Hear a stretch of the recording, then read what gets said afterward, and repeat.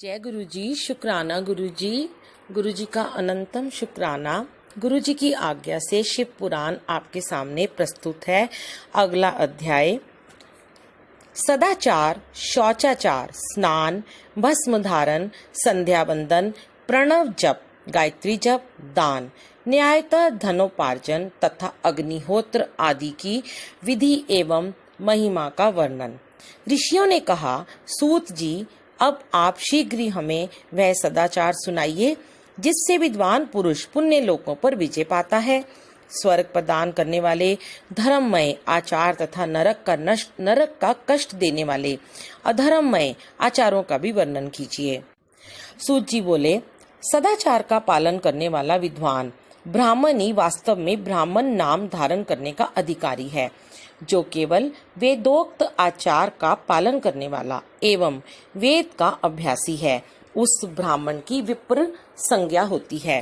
सदाचार, वेदाचार तथा विद्या, इनमें से एक एक गुण से ही युक्त होने पर उसे द्विज कहते हैं, जिसमें स्वल्प मात्रा में ही आचार का पालन देखा जाता है, जिसने वेद अध्ययन भी बहुत कम किया है तथा जो राजा का सेवक, पुरोहित, मंत्री आदि है, उसे क्षत्रिय ब्राह्मण कहते हैं। जो ब्राह्मण कृषि तथा वाणिज्य कर्म करने वाला है और कुछ कुछ ब्राह्मणोचित आचार का भी पालन करता है, वह वैश्य ब्राह्मण है।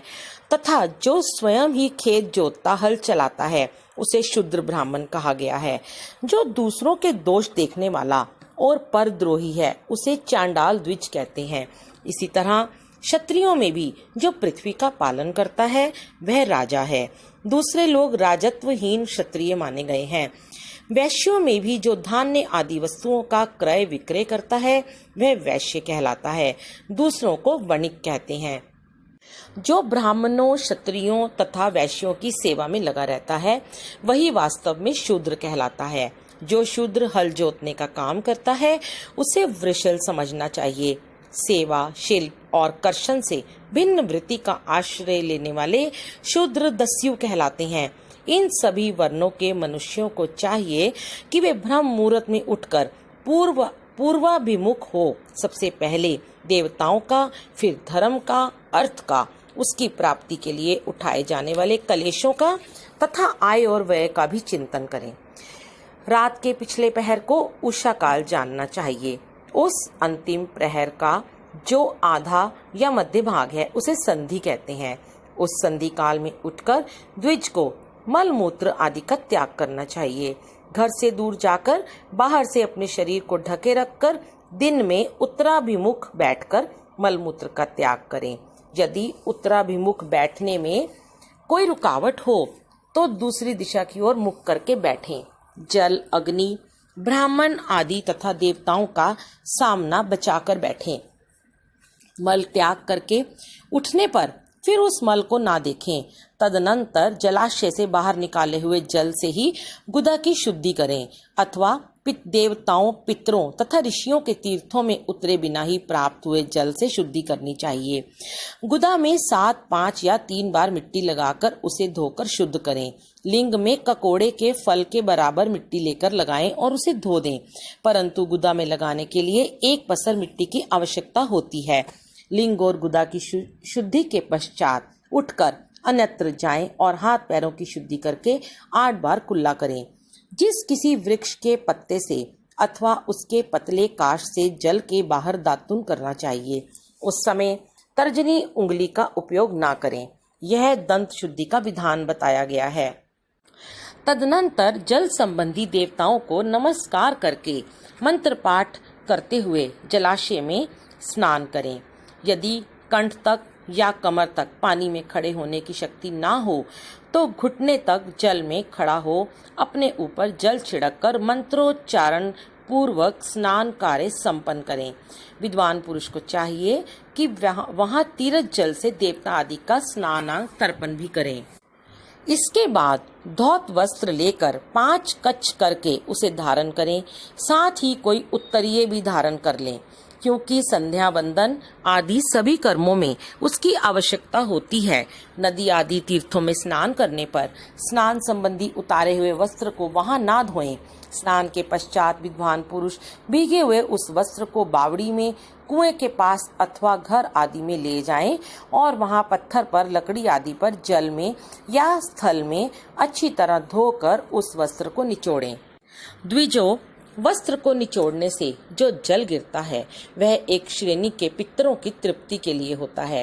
इसके बाद जाबाली उपनिषद में बताए गए अग्नि रीति मंत्र से भस्म लेकर उसके द्वारा त्रिपुंड लगाएं। इस विधि का पालन ना किया जाए, इसके पूर्व यदि जल में भस्म गिर जाए तो गिराने वाला नरक में जाता है। आपो हीष्ठा इत्यादि मंत्र से पाप शांति के लिए सिर पर जल छिड़कें तथा यस्य क्षयाय इस मंत्र को पढ़कर पैर पर जल छिड़कें। इसे संधि प्रोक्षण कहते हैं। आपो हीष्ठा इत्यादि मंत्र में 3 ऋचाएं हैं और प्रत्येक ऋचा में गायत्री छंद के 3-3 चरण हैं। इनमें से प्रथम ऋचा के 3 चरणों का पाठ करते हुए क्रमशः पैर, मस्तक और हृदय में जल छिड़कें। दूसरी ऋचा के 3 चरणों को पढ़कर क्रमशः मस्तक, हृदय और पैर में जल छिड़कें तथा तीसरी ऋचा के 3 चरणों का पाठ करते हुए क्रमशः हृदय, पैर और मस्तक का जल से प्रोक्षण करें। इसे विद्वान पुरुष मंत्र स्नान मानते हैं। किसी अपवित्र वस्तु से किंचित स्पर्श हो जाने पर, अपना स्वास्थ्य ठीक ना रहने पर, राजा और राष्ट्र पर भय उपस्थित होने पर तथा यात्रा काल में जल की उपलब्धि ना होने की विशेषता आ जाने पर मंत्र स्नान करना चाहिए। प्रातः काल सूर्यश्च मां मनुष्च इत्यादि सूर्य अनुवाक से तथा सायंकाल अग्निश्च मां मनुष्च इत्यादि अग्नि संबंधी अनुवाक से जल का आचमन करके पुनः जल से अपने अंगों का प्रोक्षण करें। मध्याह्न काल में भी आप पुनंतु इस मंत्र से आचमन करके पूर्ववत प्रोक्षण या मार्जन करना चाहिए। प्रातः काल की संध्या उपासना में गायत्री मंत्र का जाप करके 3 बार ऊपर की ओर सूर्य देव को अर्घ्य देने चाहिए। ब्राह्मणों, मध्याह्न काल में गायत्री मंत्र के उच्चारण पूर्वक सूर्य को एक ही अर्घ्य देना चाहिए। फिर सायंकाल आने पर पश्चिम की ओर मुख करके बैठ जाएं और पृथ्वी पर ही सूर्य के लिए अर्घ्य दें, ऊपर की ओर नहीं। प्रातः काल और मध्याह्न के समय अंजलि में अर्घ्य जल लेकर उंगलियों की ओर से सूर्य देव के लिए अर्घ्य दें। फिर उंगलियों के छिद्र से ढलते हुए सूर्य को देखें तथा उनके लिए स्वतः प्रदक्षिणा करके शुद्ध आचमन करें। सायंकाल में सूर्यास्त से 2 घड़ी पहले की हुई संध्या निष्फल होती है, क्योंकि वह साय संध्या का समय नहीं है। ठीक समय पर संध्या करनी चाहिए, ऐसी शास्त्र की आज्ञा है। यदि संध्योपासना किए बिना दिन बीत जाए तो प्रत्येक समय के लिए क्रमशः प्रायश्चित करना चाहिए। यदि एक दिन बीते तो प्रत्येक बीते हुए संध्या काल के लिए नित्य नियम के अतिरिक्त 100 गायत्री मंत्र का अधिक जप करें। यदि नित्य कर्म के लुप्त हुए 10 दिन से अधिक बीत जाएं, तो उसके प्रायश्चित रूप में 1 लाख गायत्री का जप करना चाहिए। यदि 1 मास तक नित्य कर्म छूट जाए तो पुनः अपना उपनयन संस्कार कराएं। अर्थ सिद्धि के लिए ईश, गौरी, कार्तिकेय, विष्णु, ब्रह्मा, चंद्रमा और यम का तथा ऐसे ही अन्य देवताओं का भी शुद्ध जल से तर्पण करें। फिर तर्पण कर्म को ब्रह्म अर्पण करके शुद्ध आचमन करें। तीर्थ के दक्षिण प्रशस्त मठ में, मंत्रालय में, देवालय में, घर में अथवा किसी नियत स्थान में आसन पर स्थिरता पूर्वक बैठकर विद्वान पुरुष अपनी बुद्धि को स्थिर करें और संपूर्ण देवताओं को नमस्कार करके पहले प्रणव का जप करने के पश्चात गायत्री मंत्र की आवृत्ति करें। प्रणव के अ, उ और म इन तीनों अक्षरों से जीव और ब्रह्मा की एकता का प्रतिपादन होता है। इस बात को जानकर प्रणव ओम का जप करना चाहिए। जप काल में ये भावना करनी चाहिए कि हम तीनों लोगों की सृष्टि करने वाले ब्रह्मा, पालन करने वाले विष्णु तथा संहार करने वाले रुद्र की, जो स्वयं प्रकाश चिन्मय है, उपासना करते हैं। यह ब्रह्म स्वरूप ओंकार हमारी काम इंद्रियों और ज्ञान इंद्रियों की वृत्तियों को, मन की वृत्तियों को तथा बुद्धि वृत्तियों को सदा भोग और मोक्ष प्रदान करने वाले धर्म एवं ज्ञान की ओर प्रेरित करें।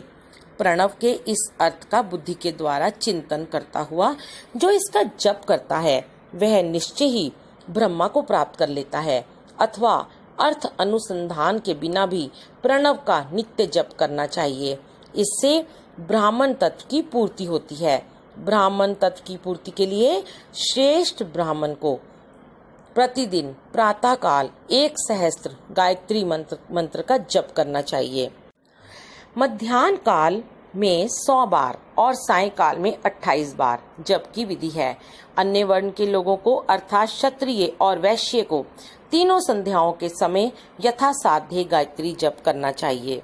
शरीर के भीतर मूलाधार, स्वाधिष्ठान, मणिपुर, अनाहत, आज्ञा और सहस्त्रचार ये 6 चक्र हैं। इनमें मूलाधार से लेकर सहस्त्रार तक 6 स्थानों में क्रमशः विद्येश्वर, ब्रह्मा, विष्णु, ईश, जीवात्मा और परमेश्वर स्थित हैं।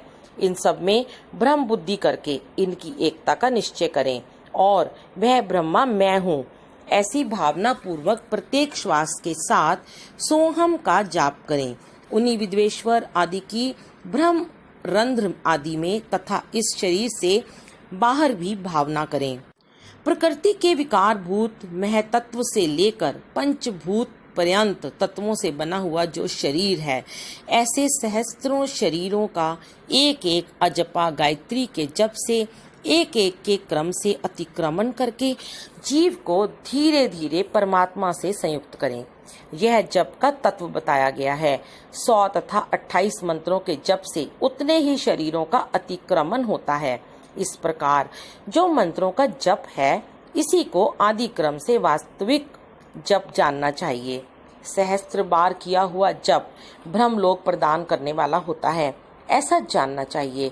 100 बार किया हुआ जप इंद्र पद की प्राप्ति कराने वाला माना गया है। ब्राह्मणेतर पुरुष आत्मरक्षा के लिए जो स्वल्प मात्रा में जप करता है वह ब्राह्मण के कुल में जन्म लेता है। प्रतिदिन सूर्यो उपस्थान करके उपयुक्त रूप से जप का अनुष्ठान करना चाहिए।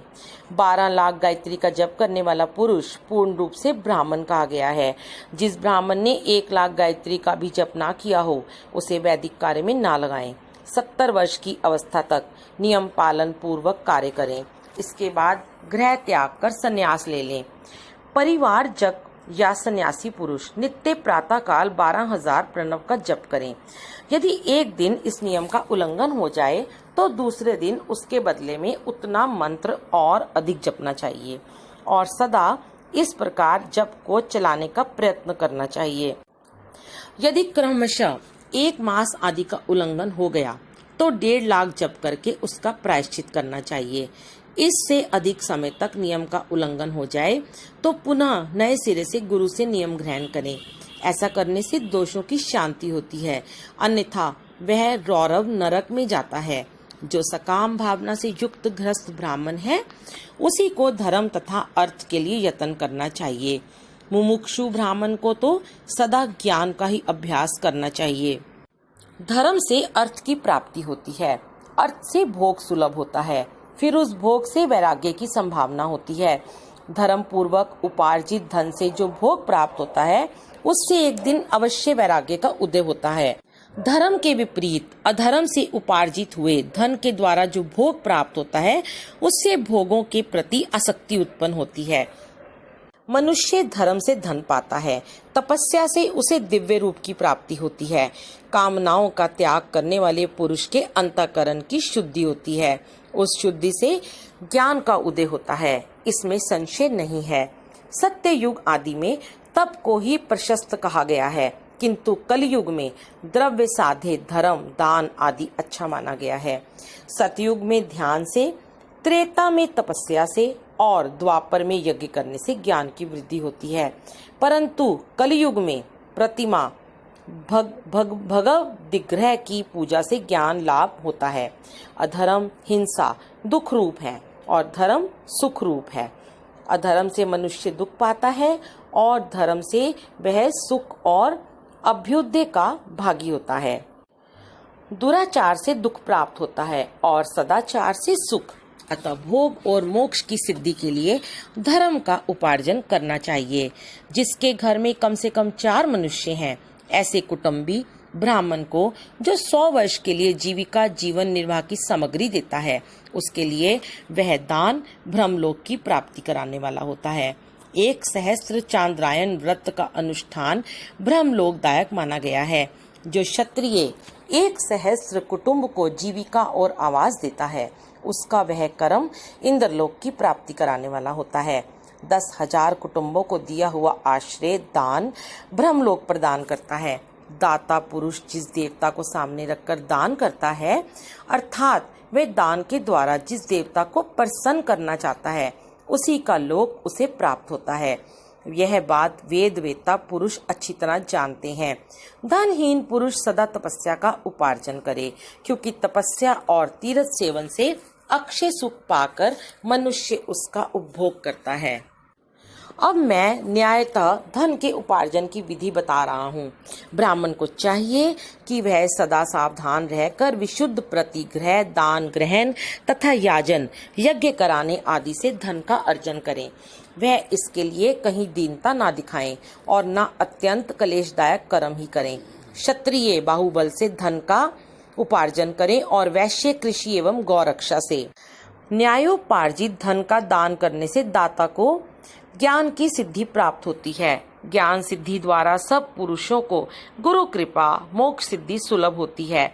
मोक्ष से स्वरूप की सिद्धि ब्रह्म रूप से स्थिति प्राप्त होती है, जिससे मुक्त पुरुष परमानंद का अनुभव करता है। गृहस्थ पुरुष को चाहिए कि वह धन धान्य आदि सब वस्तुओं का दान करे। वह तृषा निवृत्ति के लिए जल तथा क्षुधा रूपी रोग की शांति के लिए सदा अन्न का दान करे। खेत धान्य, कच्चा अन्न तथा भक्ष्य, भोज्य, लोहा और चोष्य, ये 4 प्रकार के सिद्ध अन्न दान करने चाहिए। जिसके अन्न को खाकर मनुष्य जब तक कथा श्रवण आदि सधर्म का पालन करता है, उतने समय तक उसके किए हुए पुण्य फल का आधा भाग दाता को मिल जाता है। इसमें संशय नहीं है। दान लेने वाला पुरुष दान में प्राप्त हुई वस्तु का दान तथा तपस्या करके अपने प्रतिग्रह जनित पाप की शुद्धि कर ले, अन्यथा उसे रौरव नरक में गिरना पड़ता है। अपने धन के 3 भाग करें। 1 भाग धर्म के लिए, दूसरा भाग वृद्धि के लिए तथा तीसरा भाग अपने उपभोग के लिए। नित्य, नैमित्तिक और काम में, ये तीनों प्रकार के कर्म धर्मार्थ रखे हुए धन से करें। साधक को चाहिए कि वह वृद्धि के लिए रखे हुए धन से ऐसा व्यापार करे जिससे उस धन की वृद्धि हो तथा उपभोग के लिए रक्षित धन से हितकारक परिमित एवं पवित्र भोग भोगे। खेती से पैदा किए हुए धन का 10वां अंश दान कर दे, इससे पाप की शुद्धि होती है। शेष धन से धर्म वृद्धि एवं उपभोग करें, अन्यथा वह रौरव नरक में पड़ता है, अथवा उसकी बुद्धि पाप पूर्ण हो जाती है या खेती ही चौपट हो जाती है। वृद्धि के लिए किए गए व्यापार में प्राप्त हुए धन का 6वां भाग दान कर देने योग्य है। बुद्धिमान पुरुष अवश्य इसका दान कर दें। विद्वान को चाहिए कि वह दूसरों के दोषों का बखान ना करे। ब्राह्मणों दोषवश दूसरों के सुने या देखे हुए छिद्र को भी प्रकट ना करें। विद्वान पुरुष ऐसी बात ना कहें जो समस्त प्राणियों के हृदय में रोष पैदा करने वाली हो। ऐश्वर्य की सिद्धि के लिए दोनों संध्याओं के समय अग्निहोत्र कर्म अवश्य करें। जो दोनों समय अग्निहोत्र करने में असमर्थ हो, वह एक ही समय सूर्य और अग्नि को विधि पूर्वक दी हुई आहुति से संतुष्ट करें। चावल, धान्य, घी, फल, कंद तथा हविष्य इनके द्वारा विधि पूर्वक स्थाली पाक बनाएं तथा यथोचित रीति से सूर्य और अग्नि को अर्पित करें।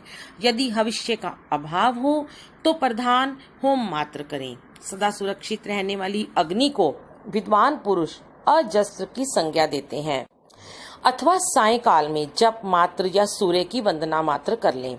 आत्मज्ञान की इच्छा वाले तथा धनार्थी पुरुषों को भी इस प्रकार विधिवत उपासना करनी चाहिए, जो सदा ब्रह्म यज्ञ में तत्पर होते हैं, देवताओं की पूजा में लगे रहते हैं, नित्य अग्नि पूजा एवं गुरु पूजा में अनुरक्त होते हैं तथा ब्राह्मणों को तृप्त किया करते हैं। वे सब लोग स्वर्ग लोक के भागी होते हैं। अध्याय समाप्त। जय गुरु जी, शुक्राना गुरु जी। जय गुरु जी, शुक्राना गुरु जी। गुरु जी का अनंतम शुक्राना। गुरु जी की आज्ञा।